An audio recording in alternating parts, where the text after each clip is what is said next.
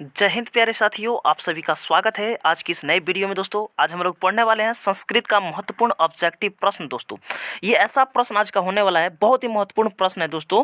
हर साल एग्जाम में इसके अंदर से ही आते हैं। तो चलिए फटाफट वीडियो का स्टार्ट करते हैं और सवाल को देखते हैं।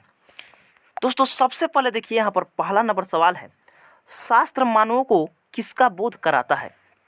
शास्त्र मानवों को किसका बोध कराता है? तो कर्तव्य तथा अकर्तव्य का बोध कराता है। शास्त्र जो है मानवों को कर्तव्य तथा अकर्तव्यों का बोध कराता है। तो इसमें आप देख सकते हैं ऑप्शन सी में कर्तव्य अकर्तव्य, कर्तव्य और अकर्तव्य दोनों को मिलाकर बनाया कर्तव्य कर्तव्य। ठीक है, तो आपका ऑप्शन सी बिल्कुल राइट हो जाएगा। दोस्तों चलिए अगला प्रश्न को देखते हैं। 2 नंबर प्रश्न है दोस्तों, बैर से बैर का समन क्या है?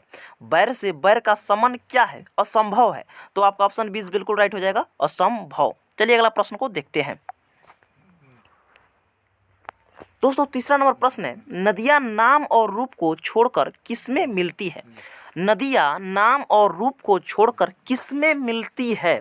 तो समुद्र में मिलती है। तो आपका ऑप्शन ए बिल्कुल राइट हो जाएगा, समुद्र में।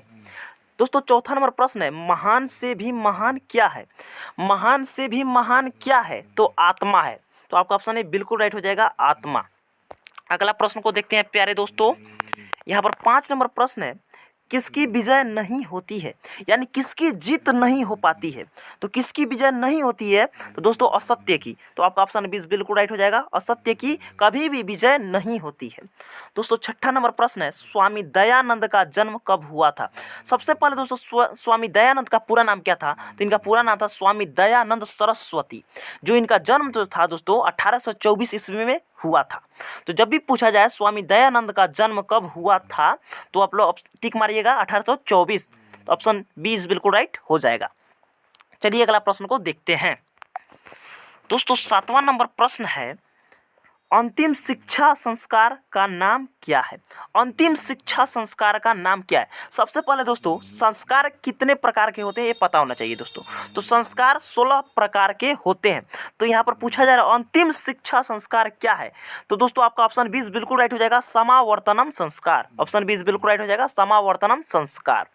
दोस्तों 8वां नंबर प्रश्न है, यह संपूर्ण संसार किसके द्वारा अनुशासित है?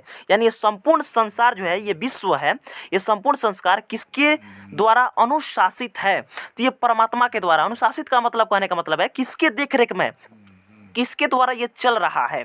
यानी अनुशासित का मतलब यही होता है दोस्तों। तो ये संपूर्ण संसार परमात्मा के द्वारा अनुशासित है। तो आपका ऑप्शन 20 बिल्कुल राइट हो जाएगा, परमात्मा।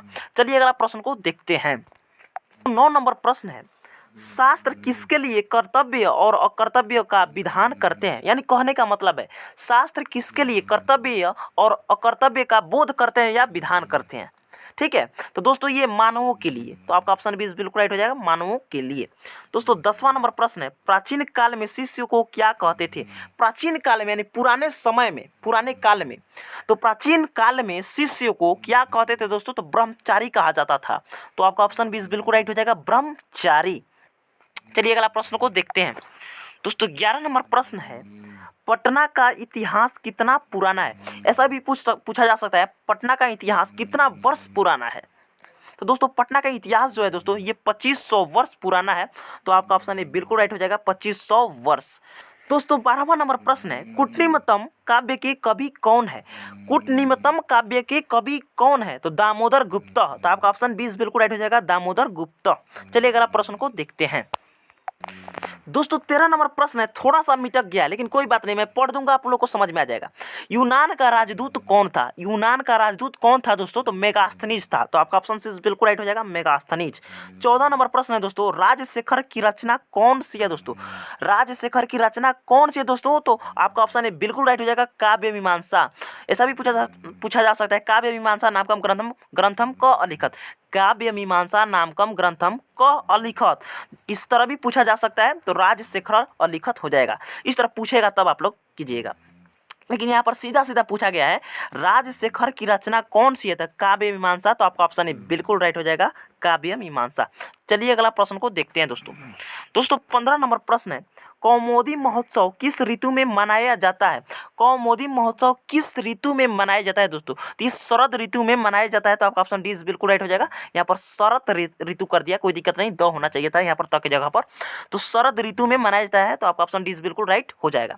दोस्तों 16वां नंबर प्रश्न है, स्वर्णमय पात्र से किसका मुंह ढका हुआ है? स्वर्णमय यानी सोने रूपी पात्र से, कहने का मतलब स्वर्णमय यानी सोने के रूप से। स्वर्णमय का मतलब होता है सोने का रूप की तरह, ठीक है। तो स्वर्णमय पात्र से किसका मुंह ढका हुआ है? स्वर्णमय पात्र से सत्य का मुंह ढका हुआ है। तो आपका ऑप्शन 20 बिल्कुल राइट हो जाएगा, सत्य का। चलिए अगला प्रश्न को देखते हैं।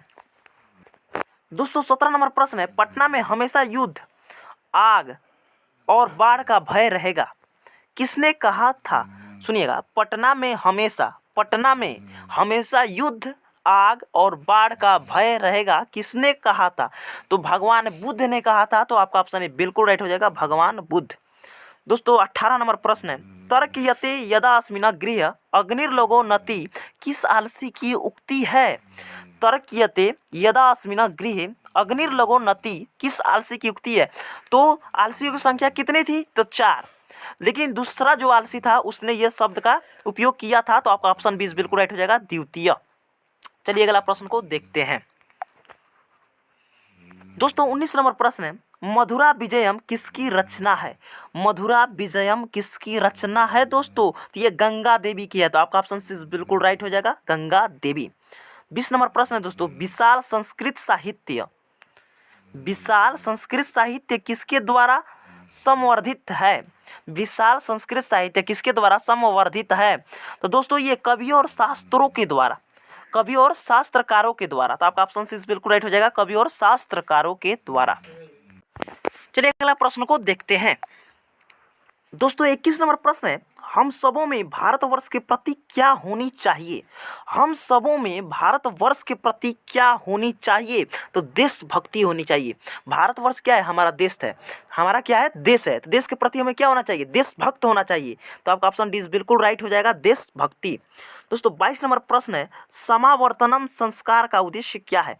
समावर्तन संस्कार का उद्देश्य क्या है? तो दोस्तों इसका उद्देश्य है गुरुगृह से गृहस्थ जीवन में प्रवेश करना, यानी गुरुगृह से गृहस्थ जीवन में प्रवेश करना। तो आपका ऑप्शन बिल्कुल राइट हो जाएगा। चलिए अगला प्रश्न को देखते हैं दोस्तों 23 नंबर प्रश्न है, विद्या की रक्षा किससे होती है? दोस्तों तो योग्य से विद्या की रक्षा होती है। तो विद्या योगेन रक्षते। तो आपका ऑप्शन सी बिल्कुल राइट हो जाएगा, विद्या की रक्षा योग से होती है। दोस्तों 24 नंबर प्रश्न है, शास्त्रकारा पाठ किस शैली में है?